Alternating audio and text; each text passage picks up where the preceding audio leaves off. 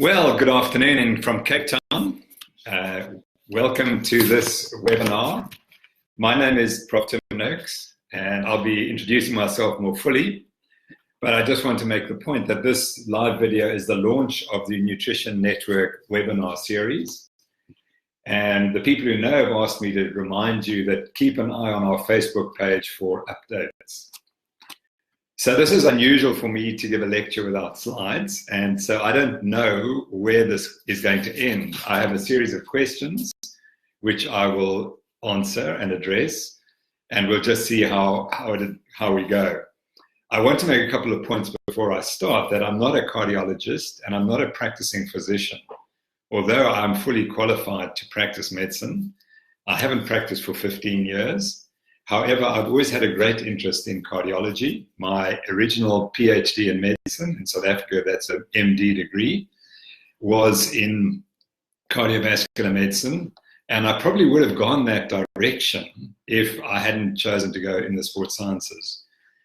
So although I'm a sports scientist, I've had a great interest in cardiovascular disease and cardiovascular function right from the word go.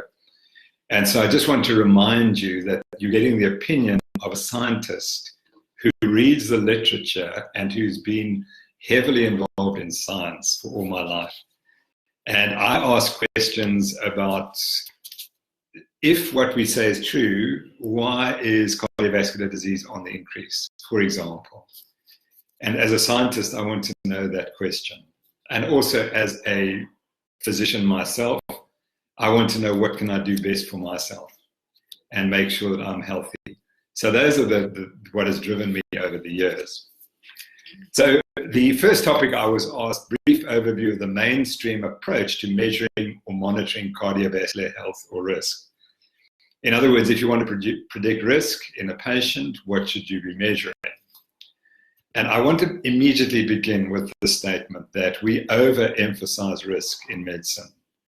Medicine has become driven by making our patients fearful that they're going to drop dead tomorrow if the cholesterol is above 5.001.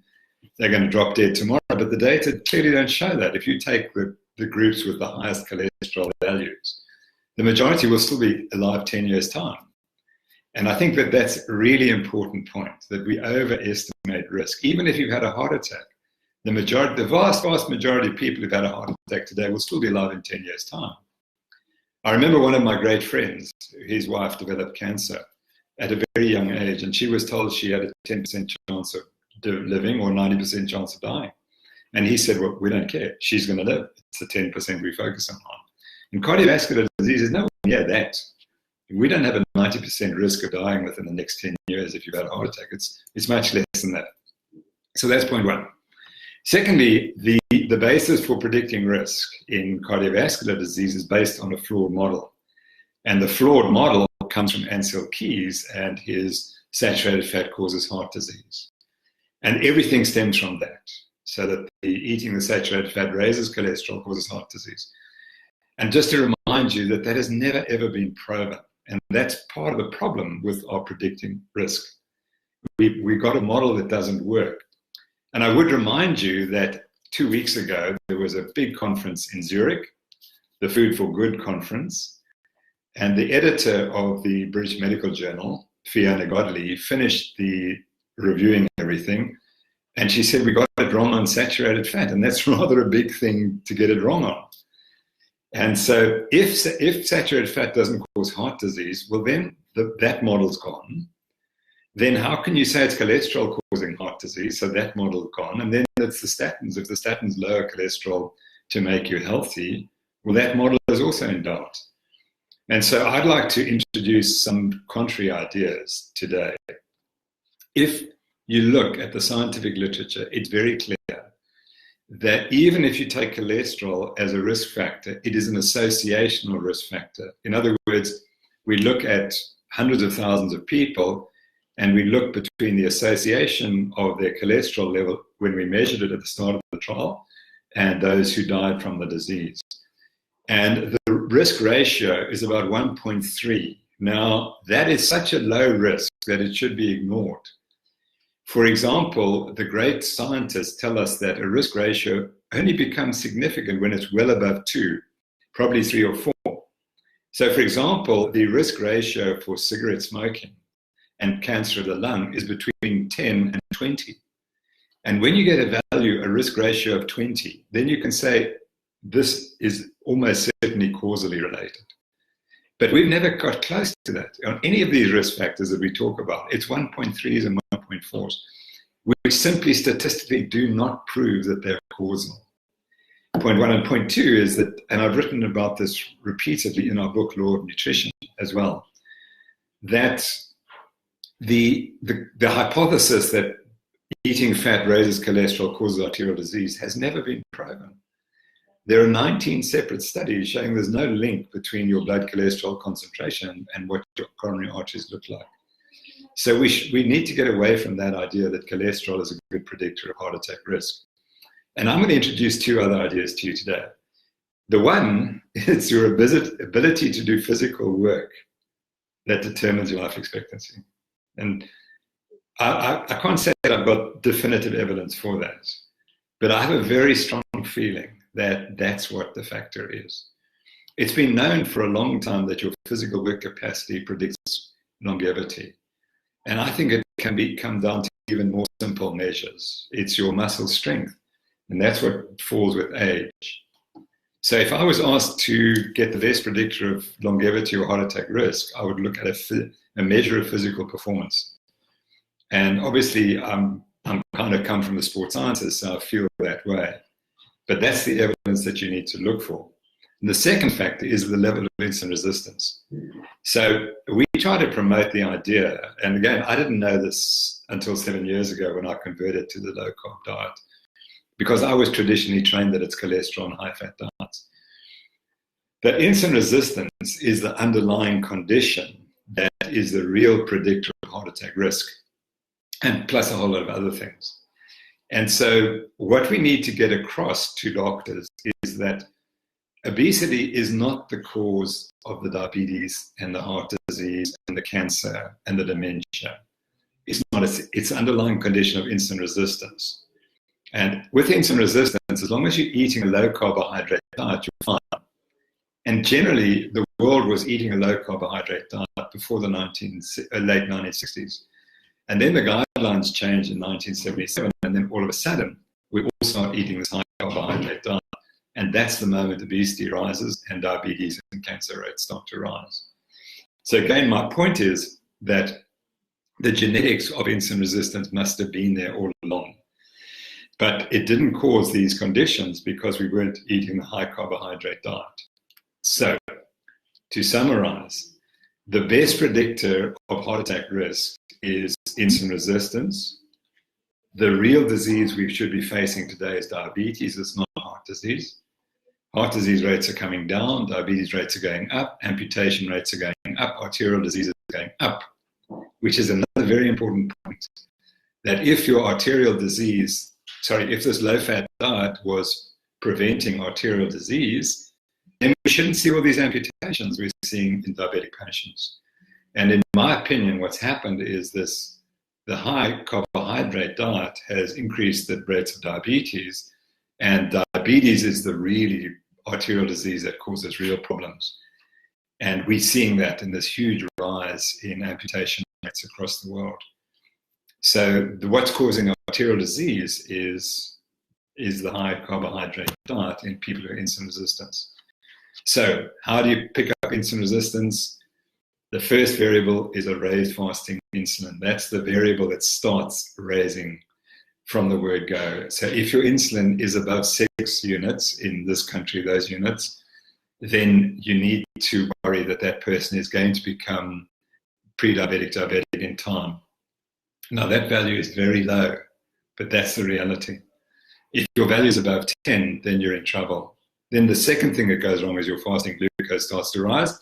And the third thing is that your glucose post-meal rises. But the best way, once the glucose is starting to rise, your glycated hemoglobin starts to rise. That's your HbA1c. And that's a really good predictor of arterial disease, HbA1c. Your risk of amputations is increased tenfold if your HbA1c is up between 8 and 10. Tenfold increase. Remember, we spoke about the relative risk for raised cholesterol for heart attack is 1.2. If your HbA1c is above 10, you've got a tenfold increased risk of amputation. That's real risk. That's causal. So, and then the other one is to look for is a non-alcoholic fatty liver disease, because once you have a fatty liver, that causes the atherogenic dyslipidemia that is linked to heart disease. And the atherogenic dyslipidemia that worries me is the one linked to diabetes. So it's a raised fasting insulin, raised fasting glucose, hyperglycemia, hyperinsulinemia, high triglycerides, because that's the other feature of the fatty liver, and high HDL cholesterol. And also gamma-glutamyl transferase, which is a good marker of non-alcoholic fatty liver disease. So to summarize the first question, the mainstream approach to measuring or monitoring cardiovascular health or risk, you look for the markers of insulin resistance, because actually cardiovascular health will come when we have diabetic-free populations, because many believe that diabetes is the single most important driver of arterial disease. And that in fact, if you have arterial disease, you have diabetes or pre-diabetes, and it just wasn't properly measured. And again, to introduce you to the work of Dr. Kraft in the 1970s, 1980s, showing that the insulin response to a glucose load is what identifies diabetes, not the glucose load. So you can have a relatively normal glucose response to a glucose load, but your insulin response can be grossly abnormal, hyperinsulinemic, and that would determine that you are well on the road to diabetes. So remember, a glucose tolerance test is not the best test for diabetes. The insulin response to glucose is a much better test. So that's the first question. The second question, evidence used to support the current monitoring of CVD and problems with this research. Well, the current model is, as we've described, it's high-fat diets, raised cholesterol, high LDL concentrations, and lots of small, dense LDL particles causing arterial disease. The problem with the research is that it's so vague, and the risk ratios are so small that if you do research and you dig for enough relationships, you'll eventually find them. And we need to go back right to the start of 1967, when the first tests were done to use lipid markers in the blood to predict heart attack risk. And Dr. Gorfman, who was the man who did it, and he used a system, an ultracentrifugation system, to identify all the different particles in the blood. And he came up with a model and he said, well, these are the factors. And it was largely, as I understand it, was elevated triglycerides were one of the key drivers. The problem was there was only 5 machines in all of America to test these variables. So he said, well, actually, you can't do it. We can't make it practical.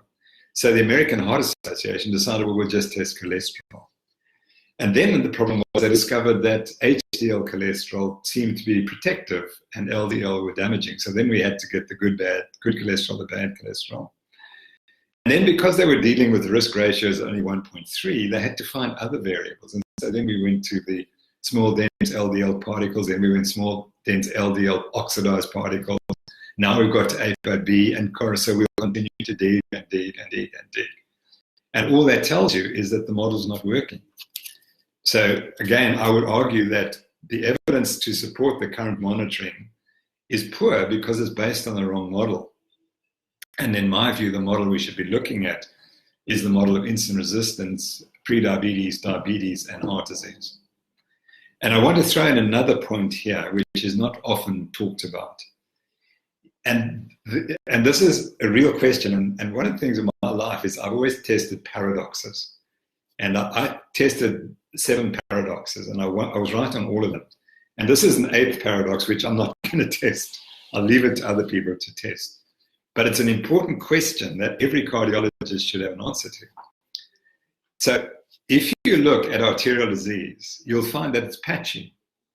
Now, how can you describe a patchy disease in the arterial system of humans on the basis of a common driver, i.e. elevated cholesterol or any of the other variables that you talk about? and even the diabetic variables that I spoke about. How can that cause patchy disease? So every cardiac surgeon will tell you that if you look at the coronary arteries, you will find patches of arterial disease and then patches of normality. Now, if the cholesterol or the insulin or the glucose or inflammation is driving the arterial disease, why is it patchy? Why is this area normal and this area sick? You cannot explain it. And the only explanation is that you only get the patchy areas of arterial disease where the vasa vasorum provide oxygen and blood supply to the arterial lining. So the smallest arteries in the body are the vasa vasorum. So logically, if you have arterial disease, the first thing that should be affected is the vasa vasorum, a point no one discusses. But anyway, the alternate theory is that it's the vasa vasorum that are affected by whatever the disease is. It causes damage to the vasa vasorum, which then means that there's reduced blood supply and oxygen supply to the muscle cells in the arterial wall. Those muscle cells then become necrosed, and they're replaced by an inflammatory response. And one of the key things in arterial disease, if you look at atheroma, is that the media cells disappear, that they become thinner. How do we know that? Well, anyone who's done some surgery knows that aortic aneurysms are incredibly fragile and they burst. So if arterial disease is simply adding cholesterol to the lining of the arterial wall, why does that make it weaker? It should make it stronger. And that's the paradox. And the answer is that if you've got necrosis of the muscle cells in the media of these arteries, that's what makes them weaker and that's what makes them burst. So to answer the second question is that the model has failed because it's never been supported scientifically. And I'd like to suggest that insulin-resistant factors are much more valuable.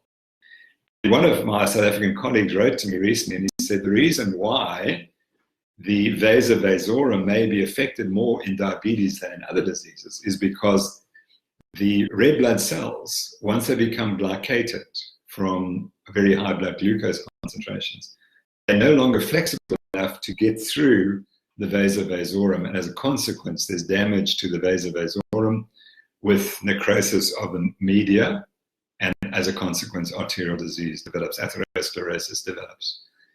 In which case, that would be the direct link between diabetes making arterial disease worse. Now, I'm not suggesting that's proven, but the point is, and this is why we have the Nutrition Network, is that you can realize that we've got to explain things differently. We've been going along a route where it was simple, cholesterol causes arterial disease. Has that helped us? Absolutely not. We've got more diabetes, more arterial disease than we had 50 years ago. So it's time to ask these other questions. And that's why we have the Nutrition Network, because we have to ask these other questions. And because we aren't funded by industry or the pharmaceutical industry, we can ask difficult questions. So that's the second question. The third question I was asked to address is common concerns or criticisms of the low-carbohydrate diet in relation to cardiovascular disease and suggested claimed harms it may cause.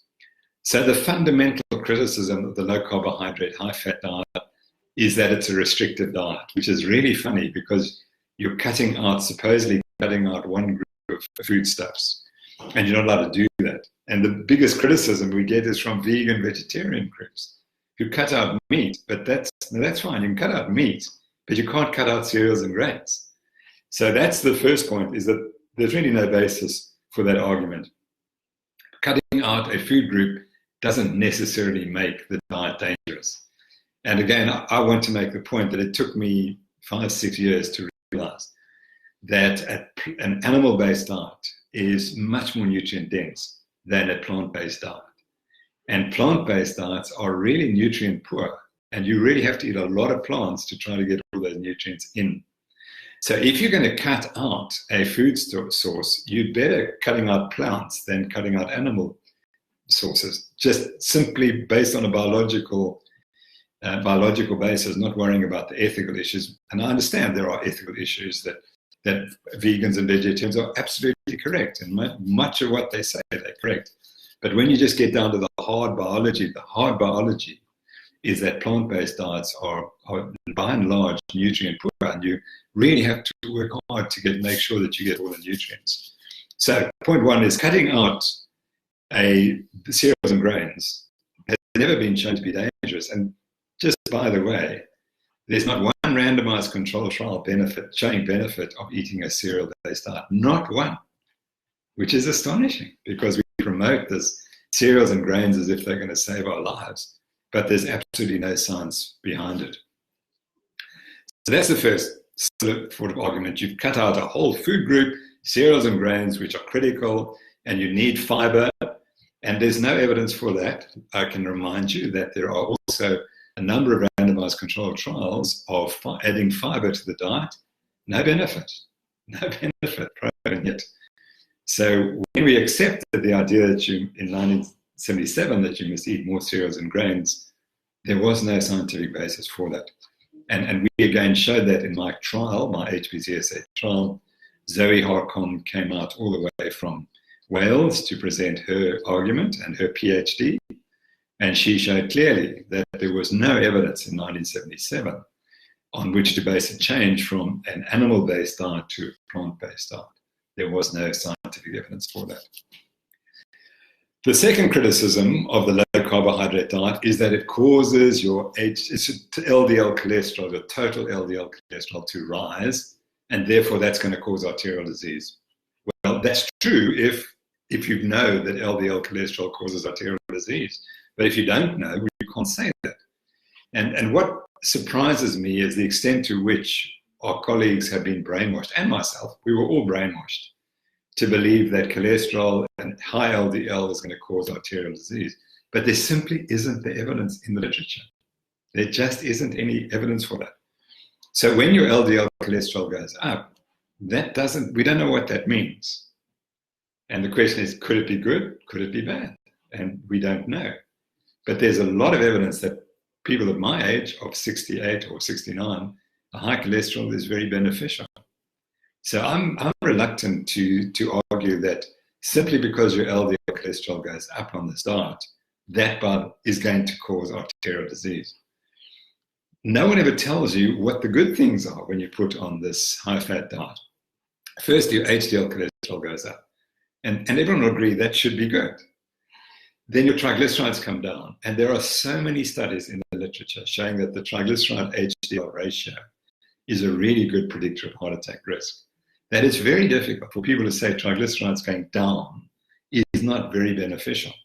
And I want to make this point very strongly, that the low carbohydrate diet is the only diet that causes HDL to go up and triglycerides to go down. And it's the only diet that modifies that ratio.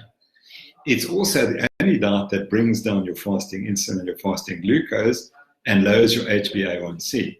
So if you're a betting person, you'd say, okay, this diet causes LDL cholesterol to go up, which may be a bad thing, but it does all these other good things. And what are you going to do? And I'll tell you, my decision is really quite simple.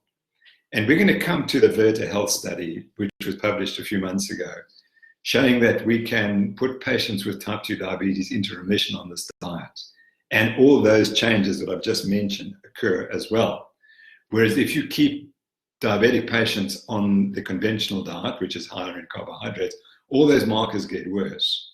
The HDL goes down, the triglycerides go up, and the LDL cholesterol may change, may go down, but it's not the issue. Glucose tends to go up, insulin goes up, etc. So what they've shown is that you can reverse type 2 diabetes on this diet in a major proportion of the people. Now, isn't that amazing? Here, what's the worst disease you could possibly have? Worst metabolic disease is type 2 diabetes. These people we know are at high risk of getting all these complications. We put them on this very dangerous low-carb diet and they get better. So we take the most sick people in the population and we give them the most dangerous diet and they get better. What does that tell us about you and me, who are perhaps a little bit healthier, not myself, but the general population? We put the general population on a diet that is really good for the sickest people in the population. What's it going to do? The only conclusion I can have is that it's going to help patients. And the Credit Suisse, who also were involved in that organization of that conference on the weekend, a few weekends ago, one of the points they raised was that if you take a group of patients, the Virta Health population, and you rate them for insurance before they go on the low-carb diet, they all have to pay extra money to get the insurance. But when they have reversed their type 2 diabetes, they've got normal rates. So the insurance companies realize that actually this diet makes people healthier in terms of how much they have to pay for the insurance. So to summarize, the criticism of the LCHF diet, the one major criticism is that the LDL cholesterol rises. And the answer to that is, but everything else gets better. And we don't know what a rising LDL cholesterol means. It may well be beneficial. And there are studies showing that cholesterol is important for immune function and so on. And I think that most of us who've been on this diet for a long time, we just don't get illnesses anymore. We don't get infections. And if we go back even further, in the 1800s, people with familial hypercholesterolemia lived longer. They did very well 100 years ago or 150 years ago because the diseases that were killing them were infections, so that they lived longer because maybe they were immune to those infections. And so remember that cholesterol is crucial for all your body functions. And again, to quote Zoe Holcomb, my friend, she said the liver does not produce cholesterol to kill you. It doesn't do that. And that's what we've been brainwashed to believe. The liver produces cholesterol because it's been doing that for 4 million years in humans. And it does it for a reason. And we may not fully understand the reason, but biology will have put it there for a reason. The fourth question was the low-carb, high-fat fats in regard to cardiovascular disease and the research to support it. What we do know is that there are now something like 70 randomized controlled trials of the low-carbohydrate, high-fat diet, and they all show beneficial effects, and the weight loss is generally greater on this diet, and that all the changes, the beneficial changes I've described happen. You lower your triglycerides, you increase your HDL, you lower your fasting glucose, fasting insulin, and so on. Of course, people will say, yes, but we don't have studies going beyond 2 years, and that's quite true, but we do have studies going out to 2 years, and they show no change.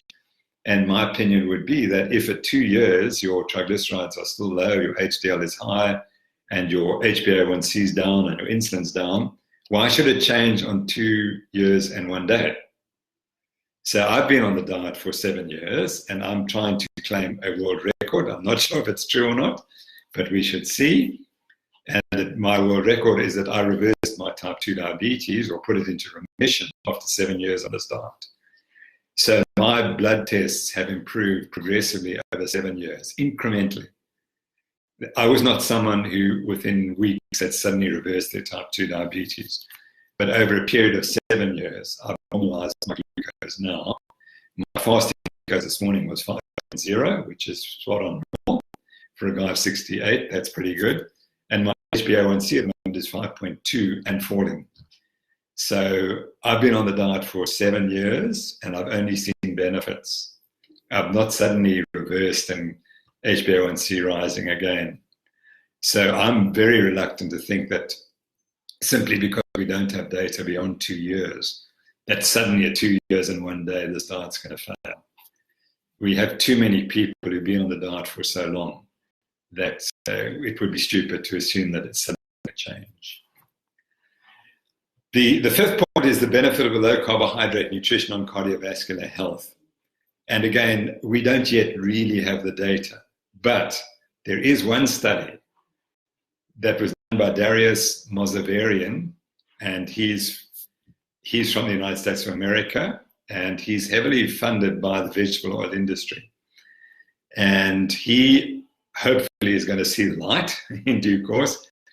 But he did a study called the ERA study, and it was a study in which they took women who were postmenopausal, and they were put on postmenopausal medication to treat their low estrogen and progesterone. And what was really exciting about the study was that they measured their coronary artery damage and extent of coronary artery disease very, very carefully at 2 times. And I can't remember if it was a year apart or 3 years apart.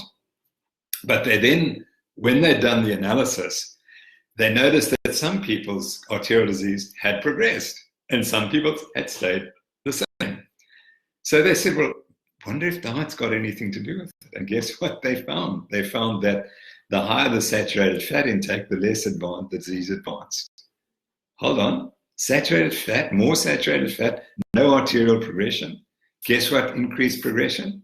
Carbohydrates and polyunsaturated fats.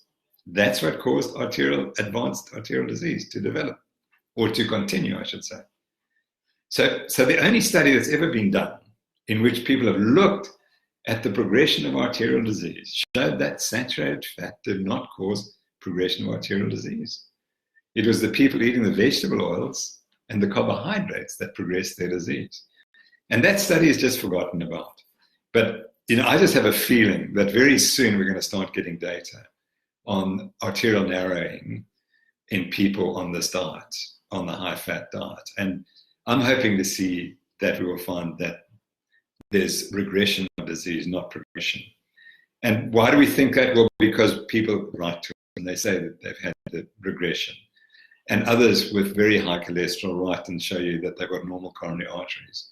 Again, confirming that that relationship has never been shown. Point 6 is the suggested markers that are better predictors of cardiovascular health or risk. And I think we've been through those at length. In my view, it's the markers of insulin resistance that are the key drivers. And so to repeat what we said before, those markers are fasting insulin. And I think that the fasting insulin should be the test we should start measuring in children, because it's the first marker that goes up. And then you've got fasting glucose, and once that's gone up, then you're in trouble. Your HbA1c is the next one.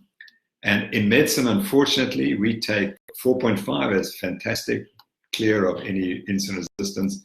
An HbA1c of 5.5%, we'd say you're normal, and that is not true. If you have an HbA1c of 5.5, you are pre-diabetic. That's my diagnosis.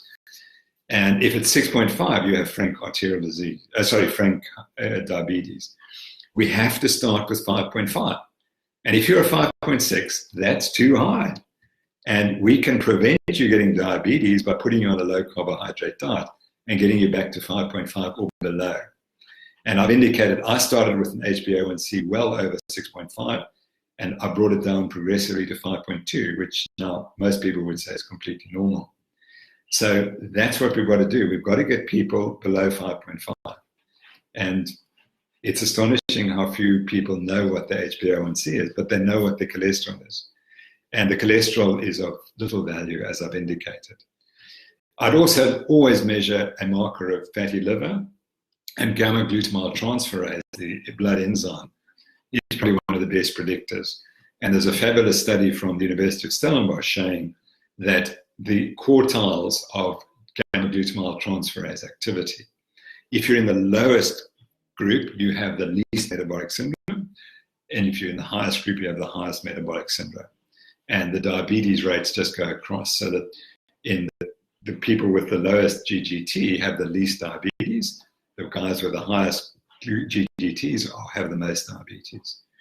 And that particular study was really interesting because it was done here in Cape Town on 1,000 people who were free living. And their cholesterols were measured, and by and large, the cholesterol was about 5.4 millimoles, which people would say, gosh, you see 5.4, these guys are going to die of heart attack tomorrow. And what would they have been treated with? A low-fat diet and put on cholesterol-lowering drugs. And no one would have looked at the incidence of diabetes, raised HbA1c, raised fasting glucose, raised fasting insulin, which were through the roof. And the entire population looked like they would be diabetic in 10 years' time. But will they get the right management? No. Because if you're focusing on cholesterol, you'll say, oh, we've got to save you from an imminent heart attack tomorrow. We've got to put you on a statin and a low-fat diet. And all that will do will make it worse. It'll make the diabetes worse. You've got to worry about the diabetes. So those are the best predictors. Impact of lifestyle factors on cardiovascular risk that need to be considered. Yeah, I'm mainly focused on nutrition and exercise. So let's exercise there. And what I think, and this is my bias because I was an exercise scientist and did a lot of exercise, but still got type 2 diabetes, of course, we need to remember that. That exercise is crucial, but whereas in the past I used to think that aerobic exercise, going running for an hour or two a day was the answer, I don't think so anymore. There's so much evidence that it's high explosive, high intensity exercise, 25 minutes, 2 or 3 times a week, produces huge benefits. You can add your aerobic exercise into that as well, but the explosive exercise of your whole body is really, really important.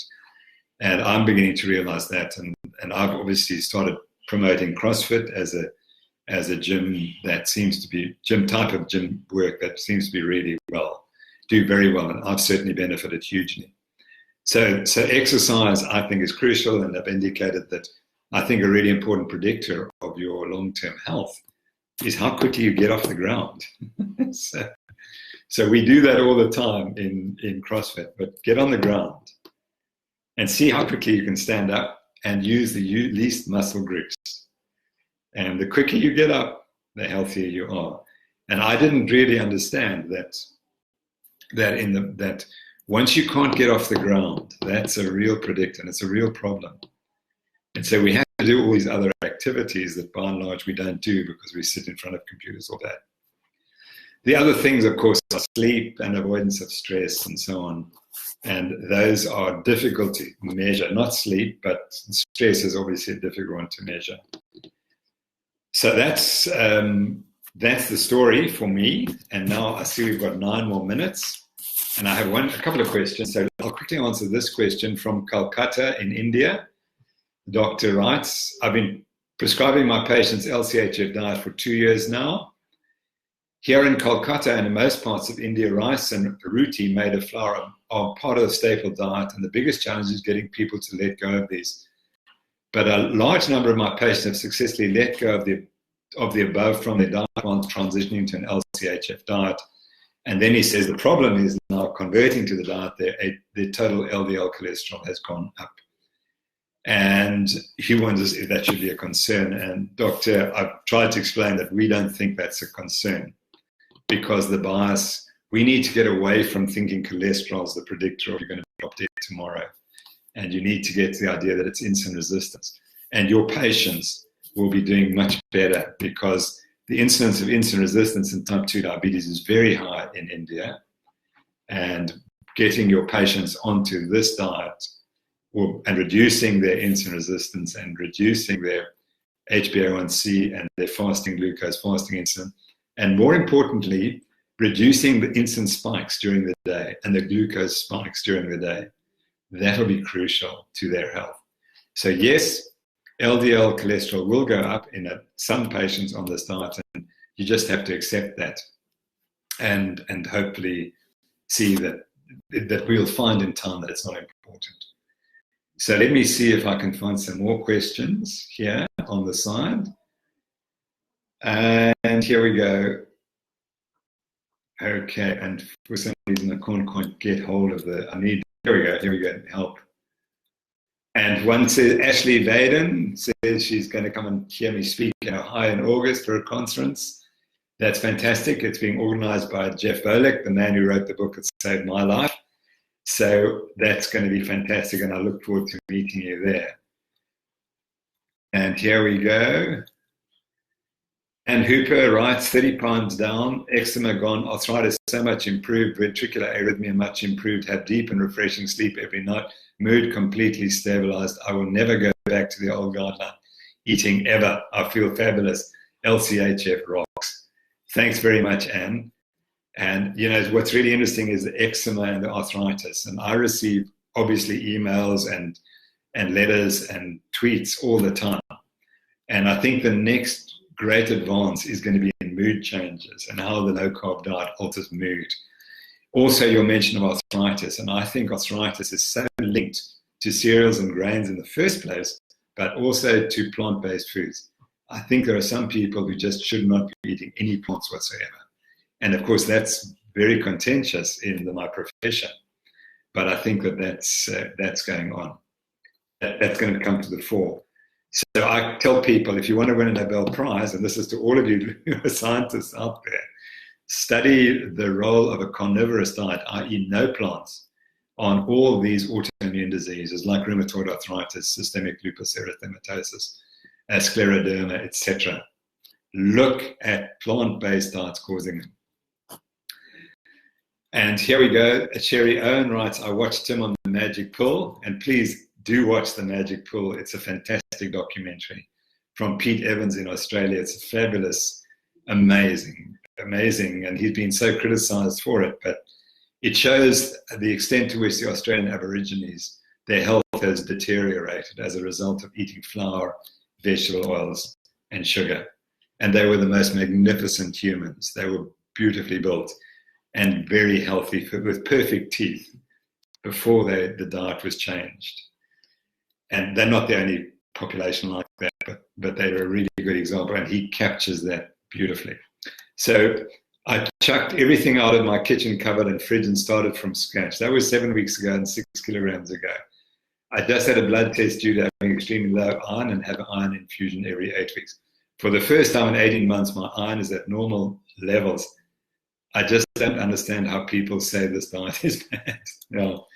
Terry, they say it's bad because it's really, the problem that I face and all of us face is that we're undermining a core concept in medicine.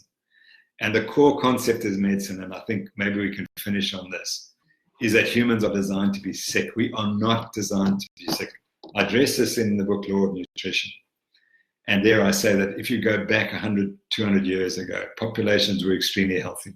Of course, we had infectious diseases, and babies and mothers died in childbirth, yes, and infections killed young people.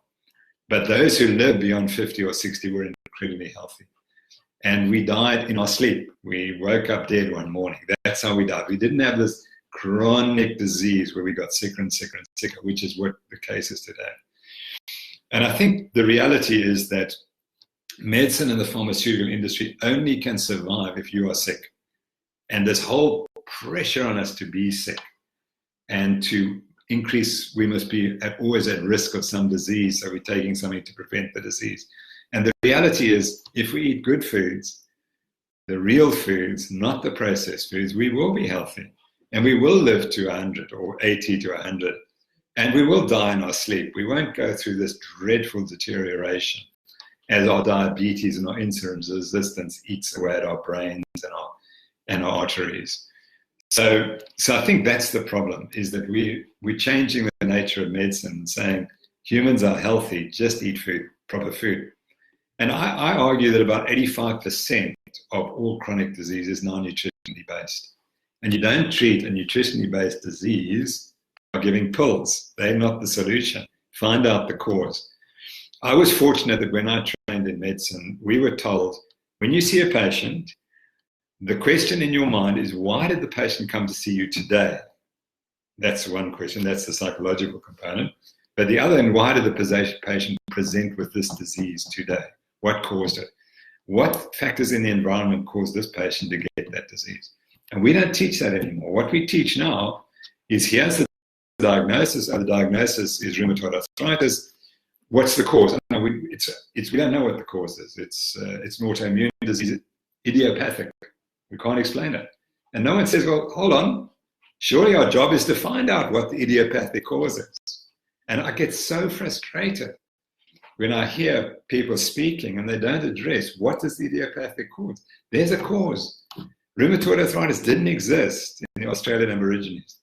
It didn't exist in the Plains Indians in America, the healthiest people on the globe, when they were just eating bison 200, 300 years ago.